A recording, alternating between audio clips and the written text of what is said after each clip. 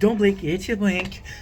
Welcome to part 4 of our Dragon Ball short series on this 16 October. There's a good reason for it. You can watch part 1. We did Piccolo, we did Trunks, and then we have our final character, which is Vegeta.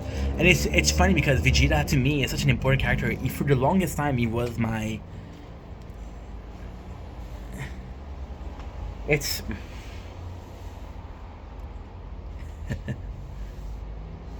How can I say that? It's funny because for the longest of time, right? Longest of time, as far as I can remember, which is a fucking statement if you ask me. For the longest time, Vegeta was my favorite character. And now as I grow older, my favorite character is Future Trunks, but Vegeta still is such a good character. So we're gonna finish the story with the series with Vegeta, and we're gonna do the same thing as the others, and the same thing as the others is super simple. The story of Vegeta, why Vegeta is a good character in the end. So who's Vegeta? Vegeta is a Saiyan, and it's kind of cool because the whole goal of Vegeta has always been very, very peculiar. See, Vegeta is introduced in the story in the Saiyan saga, which is the first saga of the Dragon Ball Z, not Dragon Ball, but Dragon Ball Z. So Frieza, which is the bad guy of the second saga, which is the Frieza saga. So it goes Saiyan saga, Frieza saga, right? Frieza, which is kind of like the biggest bad guy. And the fun part that you guys don't know, the story of Dragon Ball was supposed to end with the Frieza saga. Yeah.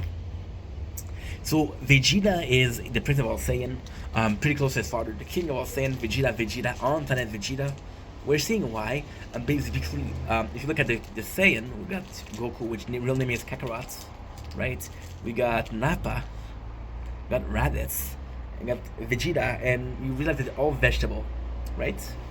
So somebody that's called vegetable, when everybody else sees a vegetable, it's kind of cool. It is kind of cool. So it comes in, and the sole reason that it comes in is to kind of kidnap Goku or Kakarot because they need to take revenge on Frieza, and he needs every Saiyan that he has.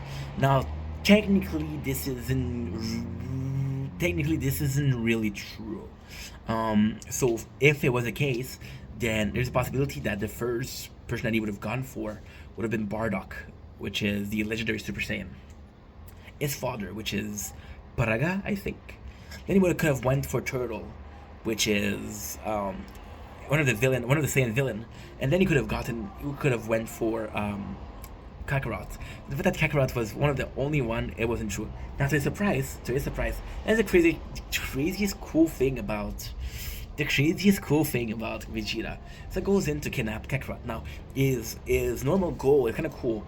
His normal goal, and it's weird because it's really weird. So Vegeta goes in into Earth, learns that Raditz is dead, doesn't care about Raditz. It's like, okay, well, Kakarot, I can have him, but he knows Kakarot is a low class Saiyan. So why go that hard? It doesn't make a lot of sense, but whatever. He kills Nappa, which is a medium class Saiyan, to get the low class Saiyan, which doesn't really make sense, but whatever. I'm sorry, an asshole. And yeah, so Vegeta comes to Earth and then he finds Gohan, and Gohan is at this point. There's a moment where Gohan gets mad and destroys the spaceship, and it's not clear, but Gohan at maximum anger, stronger than Goku. Gohan, after he's done training with Piccolo, he's a little bit... Okay, so he's stronger than Goku, but Goku came back and he's able to do Kaioken. And because he's able to do Kaioken, then Goku appears to be stronger. So Vegeta now has, okay, well, I can get both Gohan and Goku. The craziest thing here is Vegeta is such a incorrectable or such an asshole of a character. You realize one of the first comments he does is, okay, well, when a Saiyan and a human have kids, it creates a strong hybrid. So if you look at one of the strongest characters in this series, the strongest character in this series isn't Goku, it's Gohan. And Gohan is in full-fledged Saiyan. So then you realize that Vegeta has a son that calls Trunks, which we did a video about 5 minutes ago. for 42 5 minutes ago. And could have done a kid, right? I said no. Then he learns about the Dragon Ball. Because he learns about the Dragon Ball, it's like, holy shit. Then he goes to Namek to get the Dragon Ball, right? And his dream is immortality. Then he meets Goku and Krillin. He meets Gohan and Krillin. And like, holy shit, that is so cool. They're gonna help me. And he kind of like intimidate them into helping. So character growth in the Saiyan saga is next to nothing. And the Frieza saga, there's a very, very, very, very, very, very, very, very, very small end of it. And there's a huge change in Frieza in the Frieza saga, but there's a small change. And the small change is when the Ginyu Force appear and they have to fight. And then Vegeta know that he's too weak to fight them 5 at a time. It's like, okay, well, I have Gohan as a kid.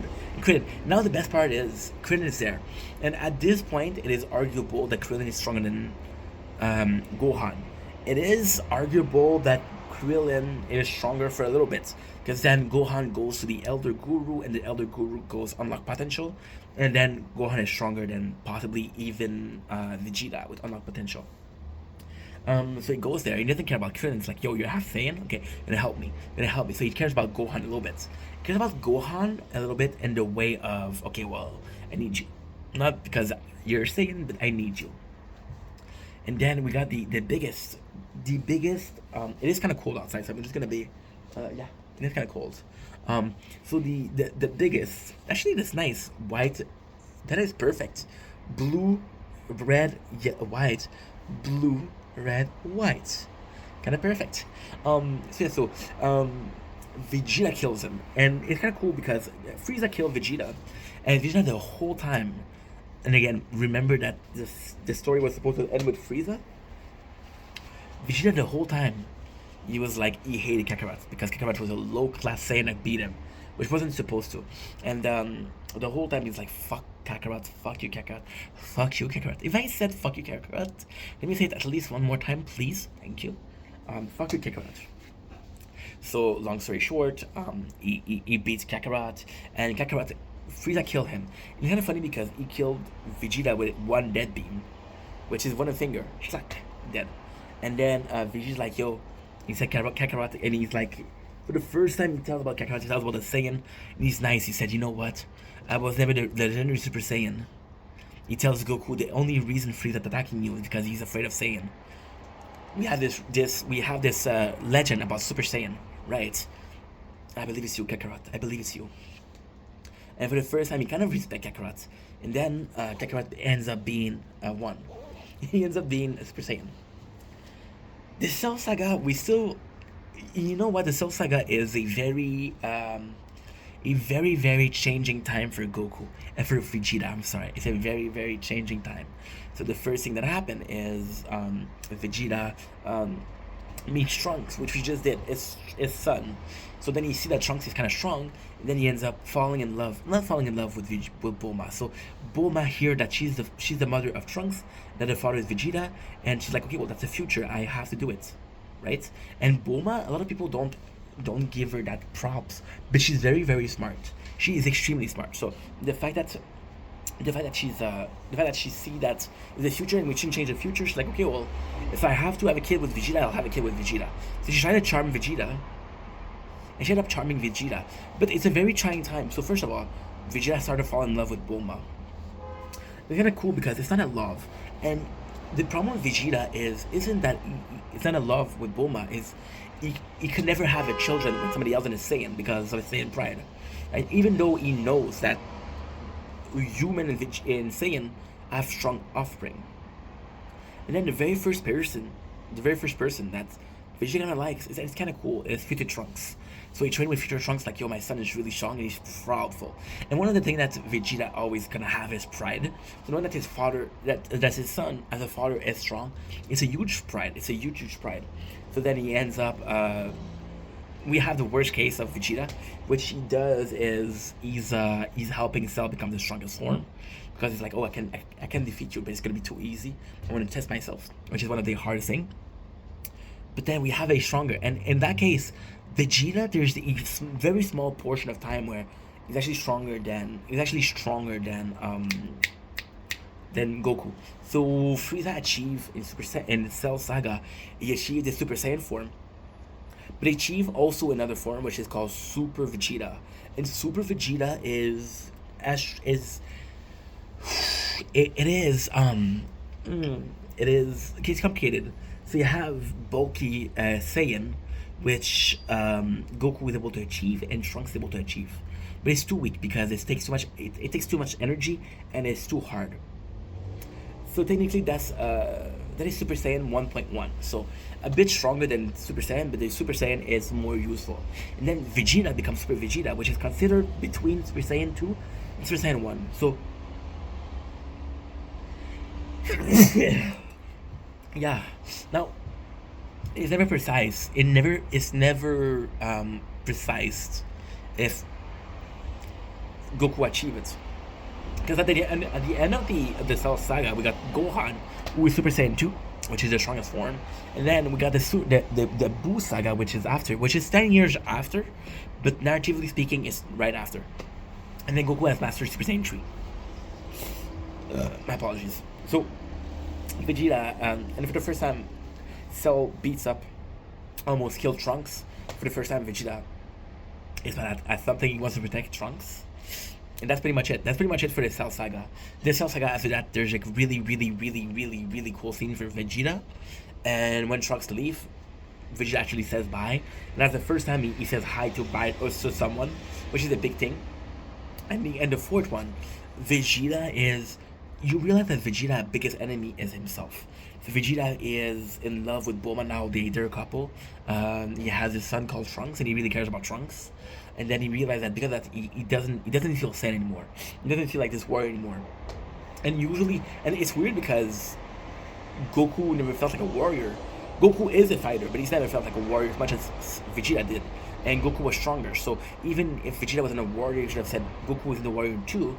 And he's a Saiyan that I respect, so I should be able to. But like no, and he let himself get controlled by Majin Vegeta, by Dabiri, which is the guy who creates a Majin Buu, Majin Vegeta, Majin Dabura, and that's the last scene with Vegeta that people really fucking enjoy. I'm gonna add a couple of scenes after that, but most people they end it here. So Vegeta chose to sacrifice himself, and when Trunks sacrifices himself, he does it for the first time. He hugs Trunks, which is a super sweet moment. It's a super sweet moment because he tells Trunks, "I love you." And when he sacrifices himself, he says, "I'm sorry, Bulma. I love you, Trunks." Which, for the first time, Vegeta acts like a good person. And then the very end is beautiful because at the very end he gets revived, kind of revived, to go and beat Kid Buu. It's kind of cool. He goes back and he's able to fight Super Buu. And then it's weird because Vegeta doesn't really get the time, doesn't get some character advancement.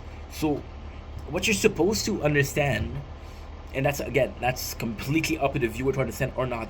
What you're supposed to understand is that he sacrificed himself, he's dead, and then when he comes back, he's still that same good person. So then Goku's like, we have to fuse, dude. We have to fuse. We won't never win. And Goku is Goku for this. I'm not the biggest Goku fan. For this, Goku is kind of like an asshole. Goku for this is kind of like an asshole. So he comes in and he tells Vegeta this is the only way to save Trunks. Knowing that to save Vegeta, Trunks and Bulma, knowing that he had a weakness for those both.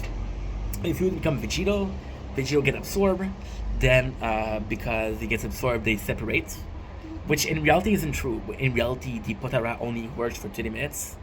Or an hour, I don't remember. But it's kind of cool because, in my eyes, I always will say that I will forever and ever, I will always say I prefer Vegeta to Gogeta.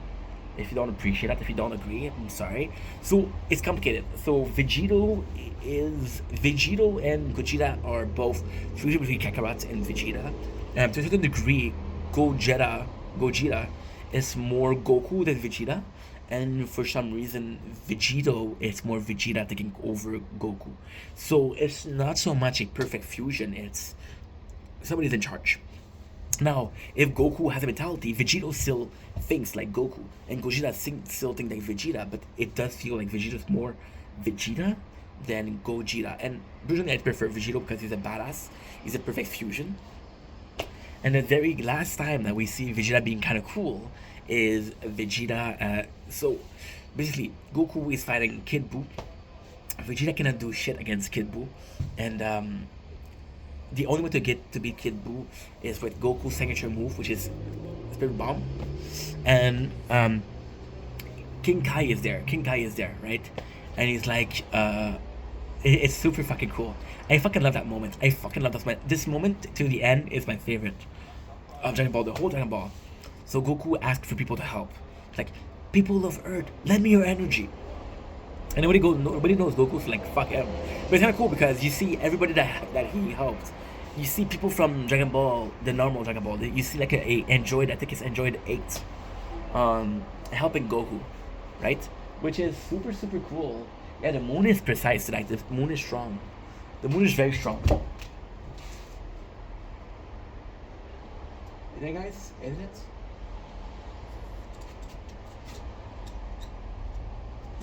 Okay.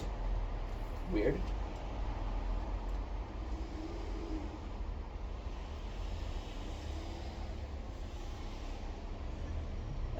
The best camera market could buy. Not even fucking able to focus on the moon.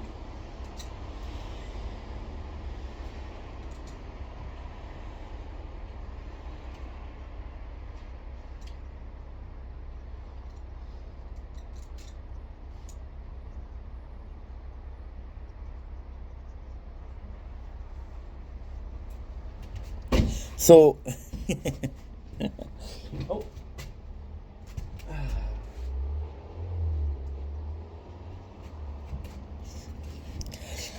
so I'm sorry. We have to film the moon. Tomorrow's a special moon. Tomorrow's a very special moon. So we're gonna film it tomorrow too.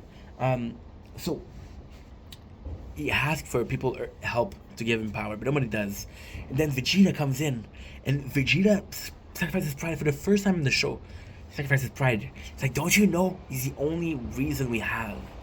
And he's scaring everybody off. And everybody's like, oh my shit, this guy's scary, he's gonna kill us, he's the villain. Then it's Satan, Mr. Hercules himself, that does it.